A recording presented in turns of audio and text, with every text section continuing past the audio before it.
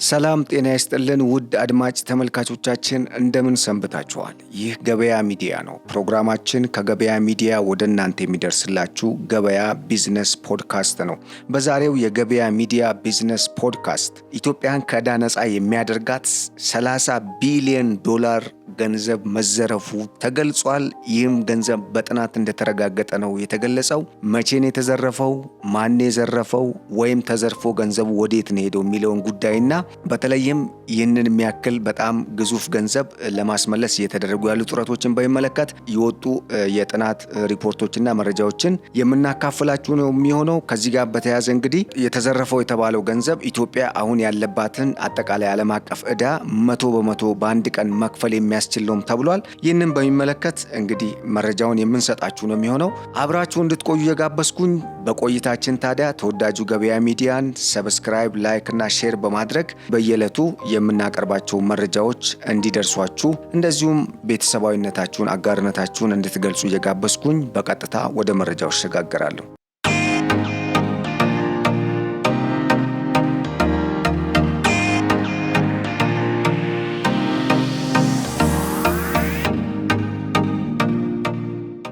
ከባለፉት 30 ዓመታት ጀምሮ 30 ቢሊዮን የአሜሪካን ዶላር የሚሆን ገቢ ከኢትዮጵያ በህገወጥ መንገድ መሸሹንና ገንዘቡንም ለማስመለስ መንግስት ከባድ ስራ ከፊቱ እንደሚጠብቀው ነው ምሁራን የተናገሩት።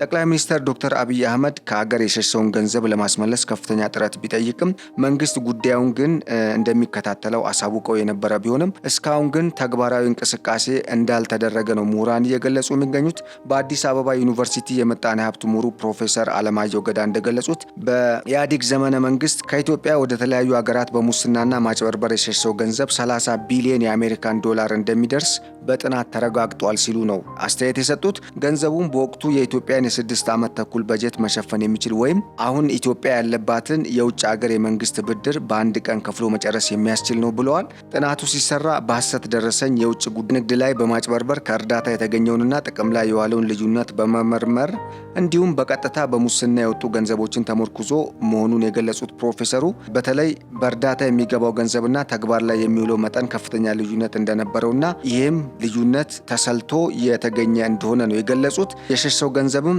በግለሰቦች ሂሳብ ወይም አካውንትና በባለስልጣናት የባንክ አድራሻ ነው ወደ ውጭ ወጣው የሚልም ግኝት በጥናቱ መገኘቱን ነው ፕሮፌሰር አለማየሁ ገዳ የገለጹት።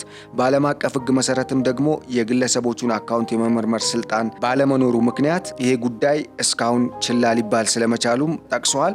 እንግዲህ አዳጋቹ ነገር ገንዘቡ ተወስዷል አልተወሰደም የሚለው በጥናት ተረጋግጧል የሚለው ነገር እንዳለ ሆኖ ገንዘቡ ወዴት ነው ሄደው፣ ማን እጅ ነው ያለው፣ ማን የወሰደው፣ እንደገና ደግሞ ወዴትኛው አገር ነው የሸሸው፣ ማን ያሸሸው የሚለውንና ገንዘቡ አሁን አለ በተጨባጭ እንዴትስ ነው የሚመለሰው የሚለውን ነገር እንግዲህ በዝርዝር ወደፊት መንግስት በሚያወጣው መግለጫ ወይም ደግሞ እንግዲህ ሌሎች ጥናቶች ተሰርተው የምንሰማ ነው የሚሆነው። እንግዲህ አሁን ባለው መረጃ ግን እንደ ጥናት አቅራቢው ፕሮፌሰር አለማየሁ ገዳ በተለይ በእርዳታ የሚገባው ገንዘብ ሲገባ የነበረው ገንዘብና ተግባር ላይ የዋለው ወይም በተጨባጭ ስራ ላይ የዋለው ገንዘብ ከፍተኛ ልዩነት እንዳሳየ የገለጹበት ሁኔታ ነው ያለው። ይሁንና ግን ይህንን ገንዘብ በዓለም አቀፍ ደረጃ የግለሰቦችን አካውንት ለመመርመር የሚያስችል ስልጣን ሀገራት ስለሌላቸው ወይም ኢትዮጵያ ስለሌላት የማስመለሱ ጉዳይ ከባድ መሆኑን አመላክተዋል።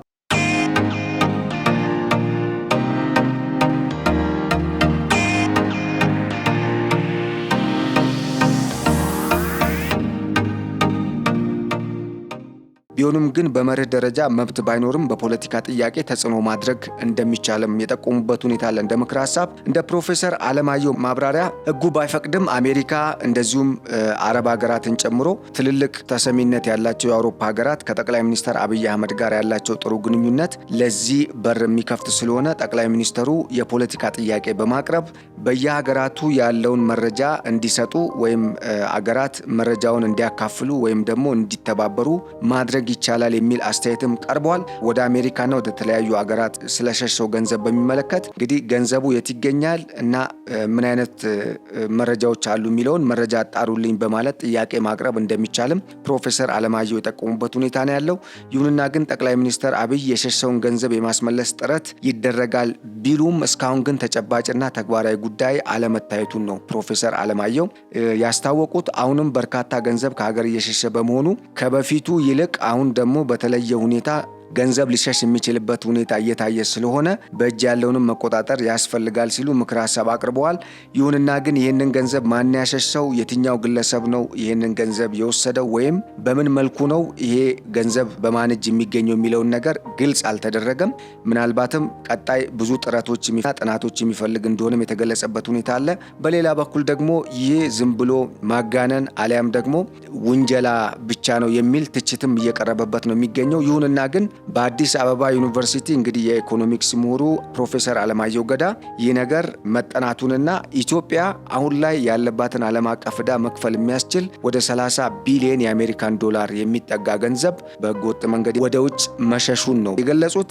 በፋይናንስና ታክስ ጉዳዮች ለ50 ዓመታት የሰሩት ፕሮፌሰር ፍስሐጽዮን መንግስቱ በበኩላቸው እንደተናገሩት ደግሞ በአፍሪካ በየዓመቱ ካደጉ ሀገራት ከሚደርሰው እርዳታ ይልቅ በህገወጥ መንገድ የሚወጣው ገንዘብ ያ ማለት ከአፍሪካ ወደ ሌላ የዓለም ሀገራት የሚሸሸው የህዝብ ገንዘብ በቢሊዮን ዶላሮች የሚቆጠርና ከእርዳታው ይልቅ በዚህ በህገወጥ መንገድ ከተለያዩ የአፍሪካ ሀገራት የሚወጣው ገንዘብ ከፍተኛ ቁጥር ብልጫ እንዳለው የገለጹበት ሁኔታ ነው ያለው። በፋይናንስና ታክስ ላይ እንግዲህ አፍሪካ ካሉት አህጉሮች በጣም ኋላ ቀር ከሚባሉ አህጉራት ወደ መጨረሻ ደረጃ ላይ የሚገኝ ነው የአፍሪካ አህጉር እንደ አህጉር። ምክንያቱም አብዛኛው የአፍሪካ ሀገራት ጤናማ የፋይናንስ ስርዓት የላቸውም። እንደዚሁም የቴክኖሎጂ አለማደግ፣ በጣም የዳበረ የፋይናንስ ስርዓት አለመኖር፣ የማንፓወር ወይ የተማረ የሰው ኃይል እጥረት፣ እንደዚሁም የሳይንስና ቴክኖሎጂ አዳዲስ የፋይናንስ ፈጠራ ውጤቶች ዝግመታዊ ለውጥ ላይ መሆናቸው፣ በጣም ፈጣን አለመሆን፣ በተለይ ከአውሮፓና አሁን ደግሞ በጣም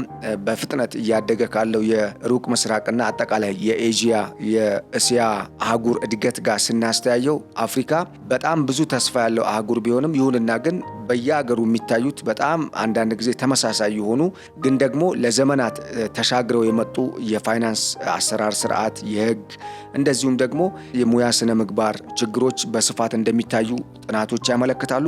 ከዚህ አንጻር እነኚህ ችግሮች ባሉበት ሁኔታ አፍሪካ አሁን የፋይናንስ ደህንነቷን ማረጋገጥ አትችልም የሚል አስተያየት ነው እንግዲህ ከ50 ዓመታት በላይ በዚህ በፋይናንስና ታክስ ጉዳዮች ዘርፍ የሰሩት ፕሮፌሰር ፍስሐጽዮን በበኩላቸው በሰጡት አስተያየት የገለጹት።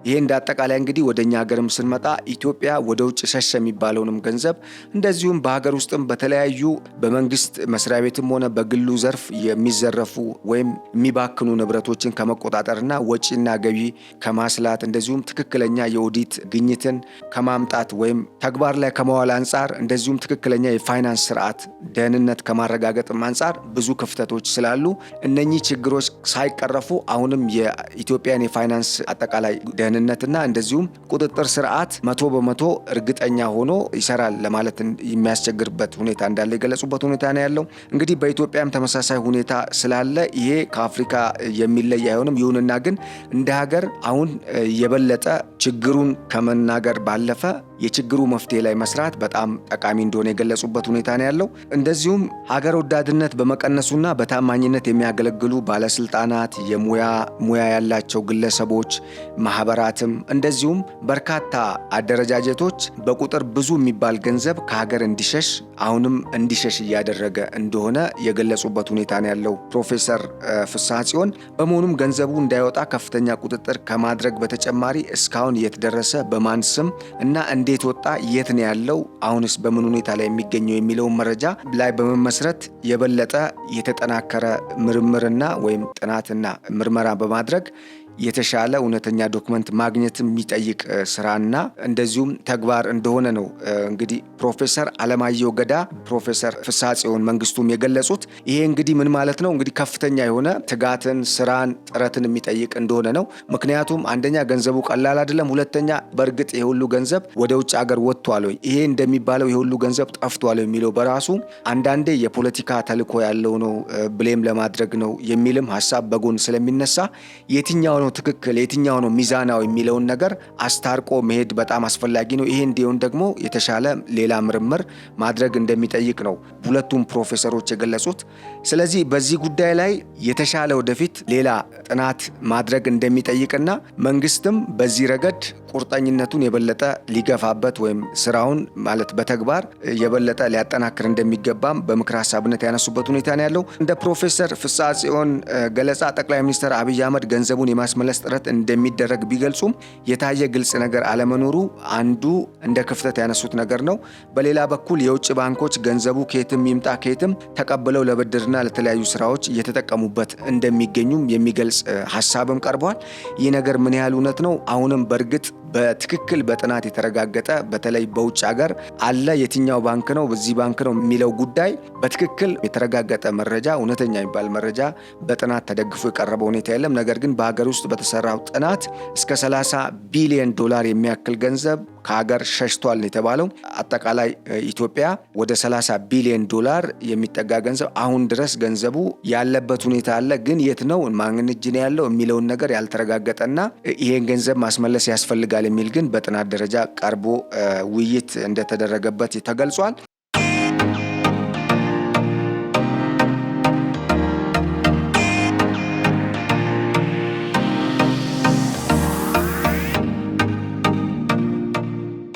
የባንኮች አሰራርና መብት የማንንም ገንዘብ ማንኛውም መንግስታት እንዲወስዱ አለመፍቀድ፣ የሀገራት የፋይናንስ ደህንነት ህግ፣ እንደዚሁም ደግሞ የናሽናል ኢንተረስት ብሔራዊ ጥቅም፣ ብሔራዊ ክብር ማለት ስትራቴጂ፣ እንደዚሁም የፋይናንስ ህጎች፣ እንደገና የአጠቃላይ የሀገራት የደህንነት ስርዓቶችና ህጎች በራሳቸው ይህንን ገንዘብ አጣርቶ አጥንቶ በጣም እግር በእግር ተከታትሎ ይዞ ለማስመለስ ወይም እንዲመለስ ለማድረግ በጣም ትልቅ ስራ የሚጠይቅ እንደሆነ ነው ፕሮፌሰሮቹ የጠየቁት። በዚህም ምክንያት የሄደውን ለማስመለስ ሲባል አሁን አገር ውስጥ ያለ ገንዘብ ወይም አሁን አገር ውስጥ በተለያየ መልኩ ከሀገር እየወጣ ያለ ወይም እየባከነ ያለን ገንዘብ ማጣት ስለማያስፈልግ አሁንም መንግስት ከፍተኛ ጥንቃቄና ቁጥጥር ማድረግ እንዳለበት እየገለጹ ነው የሚገኘው። በሌላ በኩል የውጭ ባንኮች ገንዘቡ ከየትም ይምጣ ከየትም ተቀብለው ለብድርና ለገቢ ማግኛነት የሚጠቀሙት ስለሆነ በቀላሉ ስለ ገንዘቡ ወይም ስለ ዜጎች ወይም ስለ ደንበኞቻቸው መረጃ ለመስጠት የሚቸገሩበት ሁኔታ እንዳለም የጠቀሱበት ሁኔታ አለ። በተለይ ይሄ ነገር ከየሀገራቱ የፋይናንስ ስርዓት ህግ ጋር ስለሚያያዝ ትንሽ አዳጋች ሊሆን የሚችልበት ሁኔታም እንዳለ ነው ፕሮፌሰሮቹ የገለጹት።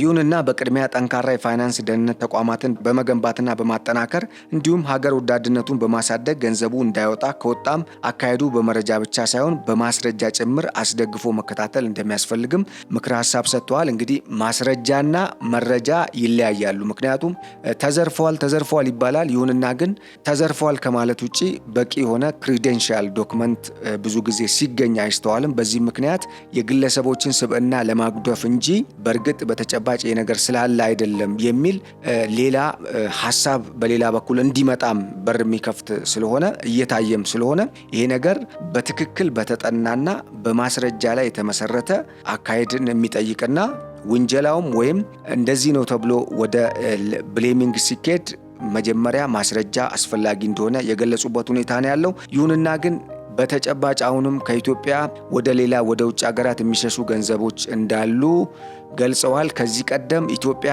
አሁን ያለባትን የዓለም አቀፍ ዕዳ ሙጥጥ አድርጎ በአንድ ጊዜ ሊከፍል የሚችል እስከ 30 ቢሊዮን የአሜሪካን ዶላር የሚሆን ገንዘብ ወይም የህዝብ ሀብት ከሀገር በአንድም ሆነ በሌላ መንገድ ሸሽቷል የሚል ድምዳሜ ላይ ስለመድረሳቸው ግን ፕሮፌሰሮቹ አልሸሸጉም። እንግዲህ ይሄ መረጃ ምን ያህል እውነት ነው፣ ምን ያህልስ ደግሞ መንግስት በዚህ ነገር ላይ እምነት አለው፣ መንግስትስ ደግሞ ይህንን መረጃ ወይም ሪፖርት ተቀብሎ ምን ያህል ተፈጻሚ ያደርገዋል፣ ወደፊትስ ምን አይነት ተግዳሮቶች ሊገጥመው ይችላል። በተለይ ገንዘቡ ኢትዮጵያ ውስጥ የለም ከተባለ እንግዲህ ኢትዮጵያ የራሷ የምትመራበት የፋይናንስ የወንጀል አጠቃላይ ሌሎች ህጎች አሏት።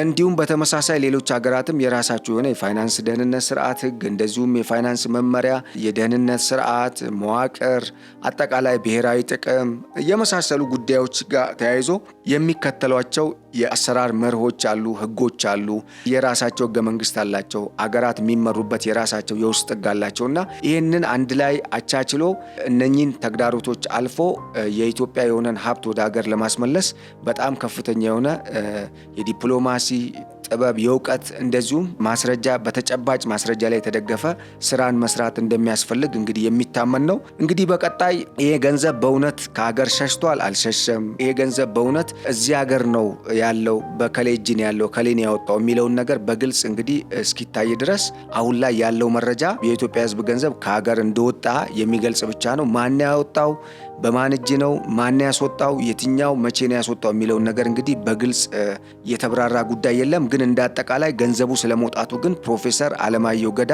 በግልጽ ያስቀመጡበት ሁኔታ እንዳለ ነው መረጃው የሚጠቁመው። መንግስት የወጣን ገንዘብ ለማስመለስ ከመሞከር ባሻገር ማን ምን ያህል መቼና እንዴት ባለ መንገድ ገንዘብ ከሀገር አሸሽ የሚለውን በዝርዝር አጥንቶ ለቀጣዩ እርምጃ መዘጋጀት እንዳለበትም እነኚሁ ምሁራን አሳስበዋል ማለት ነው።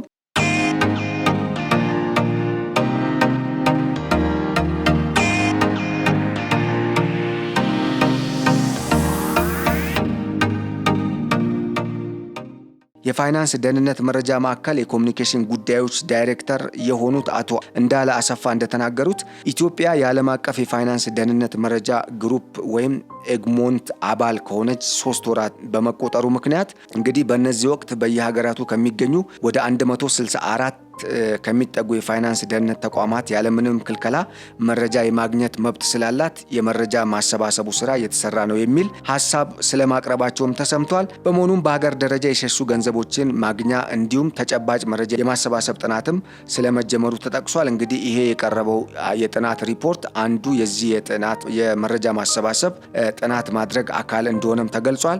ከሀገር የሸሸ ተብሎ በየመገናኛ ብዙሃን የሚገለጸው የተለያየ ቢሆንም እንግዲህ ማጣራቱ ሲደረግ መጠኑን በተጨባጭ ማወቅ እንደሚቻል ነው ወደፊት የሚገለጸው። አሁን ላይ ግን እንግዲህ እንደ ፕሮፌሰር አለማየሁ ገዳ ገለጻ ወደ 30 ቢሊዮን ዶላር የሚጠቀስ ገንዘብ ወጥቷል የሚል መረጃ ስለመስጠታቸው ነው የተገለጸው። በጉዳዩ ተጠርጥረው መረጃ እየተሰበሰበባቸው የሚገኙ ሰዎችንም በተመለከተ ምርመራ እየተካሄደ በመሆኑ ጊዜው ሲደርስ እንግዲህ መንግስት ለህዝቡ ይፋ እንደሚያደርግና እንደሚገለጽም ከዚህ ቀደም አዲስ ዘመን ጋዜጣም ላይ እንግዲህ ተጠቅሷል። ይሄ እንግዲህ እንደ አጠቃላይ ምን ያህል በቀጣይ ነገሮችን የበለጠ ፍንትው አድርጎ ያሳያል የሚለው ጉዳይ በሚደረጉ ጥናቶችና በሚሰበሰበውና በሚገኘው መረጃ ላይ በተለይ ተጨባጭ ማስረጃ ላይ የሚመሰረት እንደሆነ መገንዘብ አስፈላጊ ነው ማለት ነው። እንግዲህ እንደ አጠቃላይ እንደ መረጃ ግን እንደ አቶ እንዳለ ገለጻ ተጨባጭ ምንጭና መረጃ ላይ ሲደርስ መንግስት የትኛውንም ሀገር ስለሸሸው ገንዘብ መገኛ እና በማን ስም እንዳለ ያለ ከልካይ መረጃ የማግኘት መብቱን ተጠቅሞ ይህም የዓለም አቀፉ የፋይናንስ ደህንነት መረጃ ግሩፕ አባል በመሆኗ ምክንያት በምታገኘው መብት ተጠቅማ ኢትዮጵያ እንግዲህ መረጃውን ይዛ ማስረጃውን በመሰብሰብ ሂደቱን የምትከታተልበት ሁኔታ ሊኖር እንደሚችል ጠቁመዋል። የግል ዓለም አቀፍ ባንኮች ውስጥ ገንዘቡ ቢኖርም እንኳ በዚያው ሀገር ያለው የፋይናንስ ደህንነት መረጃ ማዕከል መረጃ የመስጠት ግዴታ ስላለበት በቀጣይ መተባበሩ አይቀርም የሚል ተስፋም አለ። ይሁንና ግን በሌላ በኩል እንግዲህ በተለይ የዘርፉ ምሁራን እንደሚገልጹት በጣም ትልቅ ተግዳሮት እንደሚገጥም ወይም እንደ ትልቅ ተግዳሮት ወይም እንደ ትልቅ ፈታኝ ነገር የሚጠቀሰው የየሀገራቱ የውስጥ የፋይናንስ ሕግና ስርዓታቸው ለዚህ እክል ሊፈጥር የሚችልበት ሁኔታ እንደሚኖርና በተለይ ግለሰቦች እንደዚህ አይነት ተግባር ውስጥ የተሳተፉ ግለሰቦች በጥቅም ትስስር በመፍጠር መረጃ የማሸሽ እንደዚሁም ደግሞ መረጃው እንዳይገኝ የማድረግና ገንዘቡ ባክኖ እንዲቀር ሊያደርጉ የሚችሉበት ሁኔታ ሰፊ ነው። ምክንያቱም በኢትዮጵያ ምድር ላይ የሚከናወን ባለመሆኑ ምክንያት ያም ማለት በሌላ ሀገር ሕግ የሚመራ ስርዓት ውስጥ ስለሆነ ያለው በቀጣይ ይህንን ገንዘብ ወደ ሀገር ውስጥ ለማምጣት አዳጋች ሊሆን የሚችልበት ሁኔታ ከፍተኛ ነው የሚልም ሀሳብ ቀርበዋል። በተለይ ደግሞ ማን ያሸሸው በማን የሸሸው የሚለው ጉዳይ ግልጽ አለመሆኑ ጉዳዩን የበለጠ ውስብስብ ስለማድረጉ ነው የተገለጸ ያለው። ይሁንና ግን መንግስት በቀጣይ ተገቢውን የማጣራት ስራ ጥናት አካሂዶ መቼ ነው የወጣው፣ በማን ነው የወጣው፣ እንዴት ነው የወጣው፣ ስንት ነው የወጣው፣ እንደዚሁም የት ነው ያለው፣ መዳረሻው አሁንስ በምን ሁኔታ ላይ ይገኛል የሚሉትን ጥያቄዎች የሚመልስ መረጃ የሚያካፍል እንደሚሆን የተጠቆመበት ሁኔታ ነው ያለው። አድማጭ ተመልካቾቻችን እንግዲህ ለዛሬ ያዘጋጀነው መረጃ የተከታተላችሁትን ይመስል ነበር። ስለተከታተላችሁንና ስለ አብሮነታችሁ እያመሰገንኩኝ በቀጣይ በእንደዚህ አይነት ጠቃሚ መረጃዎች ወደ እናንተ እስክንመለስ ድረስ መልካሙን ሁሉ ተመኘን። ሰላም።